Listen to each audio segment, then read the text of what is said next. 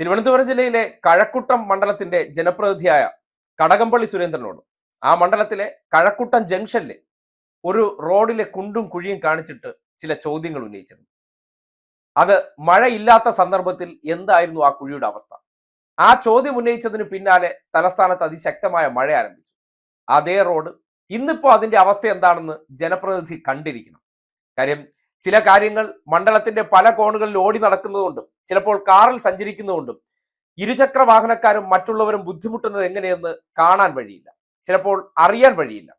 പലതും അനുഭവിക്കുമ്പോഴാണല്ലോ അതിന്റെ യാഥാർത്ഥ്യത്തെക്കുറിച്ച് നമുക്ക് തിരിച്ചറിയാൻ കഴിയുന്നത്. അങ്ങനെ അതുവഴിയുള്ള ഒരു ടൂ വീലർ യാത്രക്കാരൻ എന്നുള്ള നിലയ്ക്കാണ് അത് അനുഭവപ്പെട്ടതിന്റെ അടിസ്ഥാനത്തിൽ ജനപ്രതിനിധിയായിട്ടുള്ള കടകംപള്ളി സുരേന്ദ്രനെ ഇപ്പോ മഴ പെയ്ത് കഴിഞ്ഞപ്പോൾ ആ കുഴിയിൽ എങ്ങനെയാണ് ഇരുചക്ര വാഹനക്കാരും കാൽനടക്കാരും ഉൾപ്പെടെയുള്ള വാഹനയാത്രക്കാർ ജീവൻ മരണ പോരാട്ടം നടത്തുന്നതെന്ന് നിങ്ങൾ കണ്ടിരിക്കണം.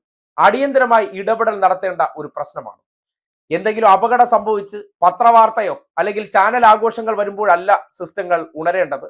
അപ്പോ മഴ പെയ്തതിന് ശേഷം ഇന്ന് രാവിലെ അവിടെ ആ ദുർഘടമായ കുഴികളിലൂടെ ഒന്ന് വാഹനം ഓടിക്കേണ്ടി വന്നതിന് ശേഷം അത് ഷൂട്ട് ചെയ്ത് നിങ്ങളെ തന്നെ കാണിക്കണം, അല്ലെങ്കിൽ അത് സംവിധാനങ്ങളെ കാണിക്കണം, പരിഹാരം ഉണ്ടാക്കണമെന്ന് വീണ്ടും ആഗ്രഹിച്ചത്.